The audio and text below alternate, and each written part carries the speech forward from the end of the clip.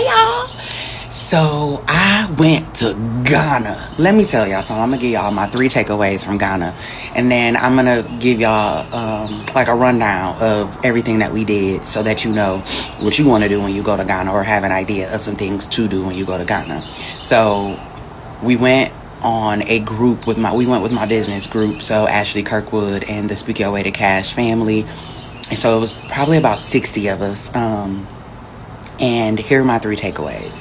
One, I've been to South Africa. I went to South Africa in 2019, and South Africa was very, you are not African, you are not us, don't be excited. You are very much Black American. You have more privileges than we have.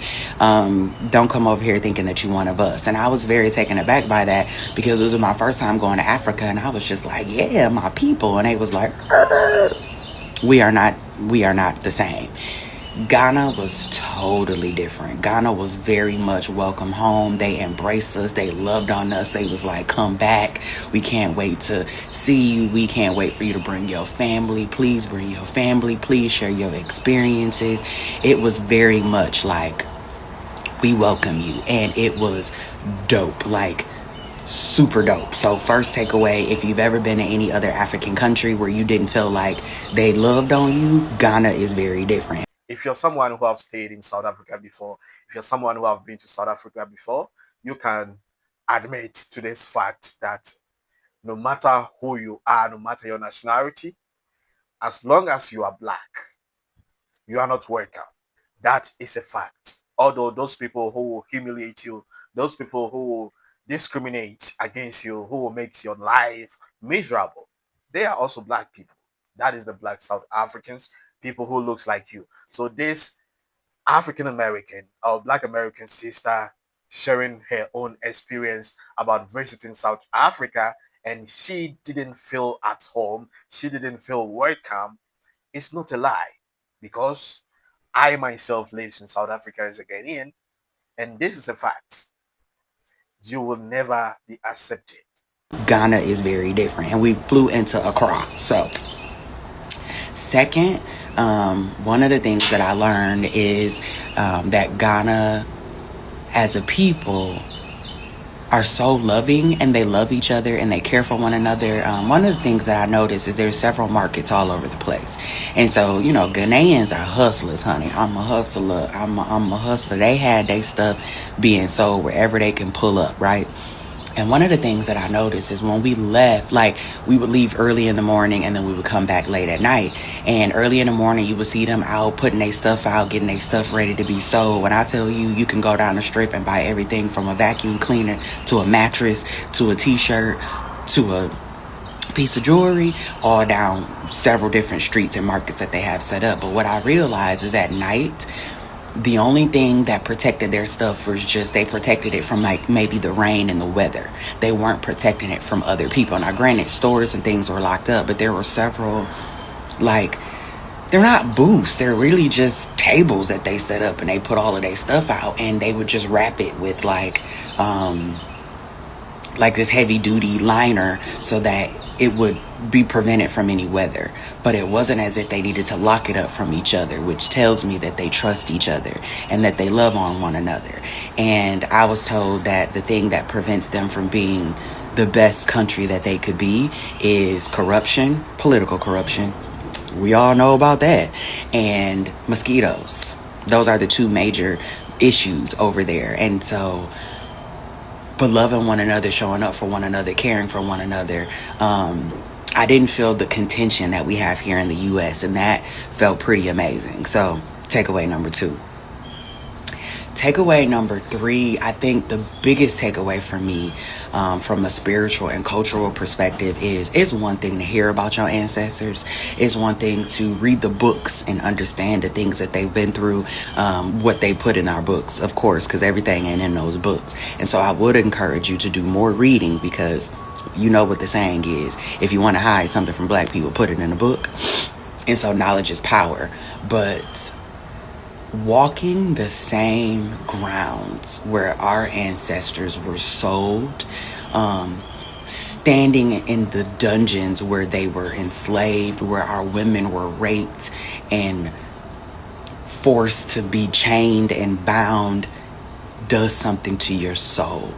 Not in a, it's, it wasn't in a negative way. It pisses you off for a short period of time if that's where you want to go with it.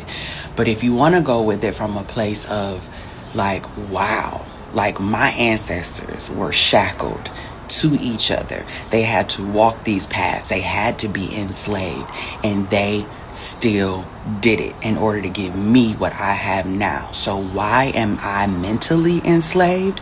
I don't have any chains on me. I am actually free. And yeah, all of that's going on in the news is chaos. It creates chaos to distract you from going out there and being your ancestors' wildest dreams and walking that same path, putting my feet in that same soil, putting my feet in the point of no return and seeing it for myself, going to that door of no return and being able to walk back through it when several of my ancestors never had, and understanding that the only bound that I have is mental boundaries and mental shackles, changed me forever, because you don't have any shackles on you, and they actually did. And they did that to give you the life that you have today, and you got the nerve to allow yourself to be mentally caged. And so I have all the audacity because my ancestors paved the way so that I could. And that was the biggest takeaway for me. Like, I had shackles with fear from the audacity when they paved the way so that I can have all of the audacity. And so those are my 3 takeaways. I'm going to post all of the things that we did. We did a naming ceremony with the Asante tribe. We went to the point of no return. We went to the slave land where they sold our ancestors. Talk about how they've returned 3 of those ancestors. So effective 1999, the point of no return, the door changed. So on the other side, it now says point of return, because 3 of our ancestors' body parts were officially returned. And the fact that they took them in, they brought them in the same way that they were taken out, because when they were taken out through that door, they were put on ships, and some of them never returned. And so they brought them back in through the ships and pointed them through that same door that they never returned through before they were laid to their final resting place. And so there's 3 of them. So being able to just see their grave sites and just the culture, like we went out and had a good time. Like, they showed us so much love.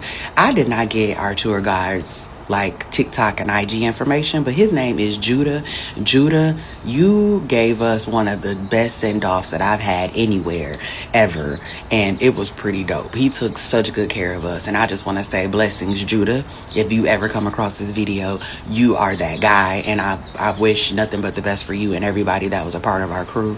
And I hope that your poetry career takes off and you do something amazing with it. But yeah, y'all, stay tuned, because Ghana was a vibe. I would absolutely go back. I feel like I got a lot of the culture and the spirituality, and I learned about a lot of things going on in Ghana, but I didn't really get a chance to like enjoy it. So I didn't get great food experiences because we were in a group of 60. And when you're in a group of 60, the easiest way to feed everybody is buffet. And so everywhere we went was buffet style, and it tended to end up being always the same options. And so I only ventured off one day, and the one day that I ventured off, it was delicious, but I didn't get to do a lot of that. And so my husband and I both said we would definitely go back. So stay tuned. But those are my 3 takeaways. Have you ever been to Ghana? How was your experience? She was talking about her own experience in Ghana, whereby the people welcome her, embrace her, tell her to bring her family along the next time she's coming. I mean, they embrace her as family, as one people. That is Ghana for you. I am not speaking good about Ghana because I am a Ghanaian, but that is a fact. Everyone who has visited Ghana before can attest to this fact that it is simply the truth. Ghana is known for good hospitality. Ghana is known for good heart. That is us. That is Ghana for you. So whatever this our African American sister is talking about, it is the fact. And she also made mention of nightlife or the security in Ghana. She said in the evening she saw people, I mean, bringing their stuff outside to market, to sell. But in other African countries, you cannot sell in the night, you cannot walk in the night. But in Ghana, there's no difference between day and night actually. People sell on the street in the night, people go up and down in the night, just like in the day. And everybody feels safe. Everybody is not afraid of any criminal coming from somewhere to shoot, coming from somewhere to steal. There's nothing like that sort. So it is always peaceful. It is always peaceful. And she made mention of something like corruption. What is stopping the nation Ghana from, becoming the best country in Africa? And that is a fact. Our main problem in Africa is corruption. Our leaders, they don't care about us. They don't actually care about us. Our leaders, our African leaders, they are the problem. In every nation in Africa, they are the problem. So whatever that our sister is talking about is nothing but the truth. And she also made mention of the slavery. The evidence of slavery, how African Americans were stolen, how the women were raped, how they were, put in captivity in chains and transported to the Americas, being it the South America or the North America, how our African people were stolen, their history, the dangers. She also made mention of that experience. And indeed, if you come to Ghana, you will experience all this, how our people were stolen. And let me correct this narrative. Nobody sold Africans into slavery. That is what the white colonizer, the oppressor, the imperialist wrote for you people to read.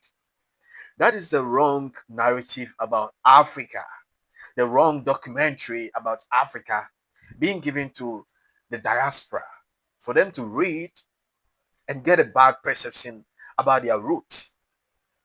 Nobody sold any African person into slavery. They were forced against their own will into slavery because they came with guns. And by then, our forefathers were not having those weapons to fight back. They were captured against their own will.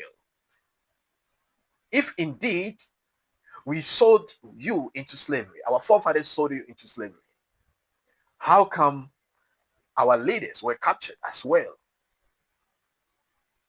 The queen mother of the Ashantis, Nanaya Santwa, the queen mother of Ejisu, was captured and sent to the Seychelles Island and was never returned. Nobody saw the dead body of Yasantwa. Nobody witnessed the return of Yasantwa. That was all.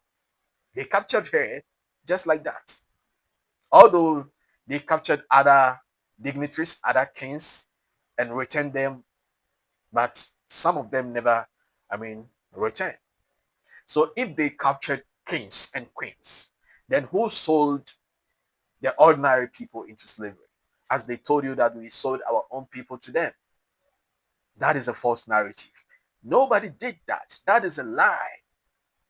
They have been lying to you for so long just for you to see your roots as evil. They told you that Africa is a jungle. We live on trees. But is that the truth? That is not the truth. I know you guys are beginning to know the right and the wrong. The difference between the deception and the actual truth. I will not talk much, but all that I can say to my African Americans, my diaspora brothers and sisters, we are one people. Let's love lead. And the difference between South Africa and Ghana, it is my wish that one day our brothers and sisters in South Africa will get some enlightenment and get to know that we are one people, we are one black family. Because you cannot hate your own self and live happily. There's no way you cannot hate your own self and live happily. I don't know where they got that narrative from, whereby they allow Indians to live in their country, they allow Chinese, they allow all sort of other race to live in their country peacefully, but they hate their own kind. This is madness. This is insane. This is nonsense. But it makes sense to them. But let's pray that one day there will be peace, understanding, and acceptance. But nobody will force any narrative on them. Let's give them some time for a change. Maybe. Not promising, but maybe. A word to the wise. It is always enough. Thanks for watching. My name remains Don Cyrus. Don't forget to drop a comment at the comment section, like the video, and please share and subscribe as well. Stay awesome. I'll come your way in my next video. I appreciate you.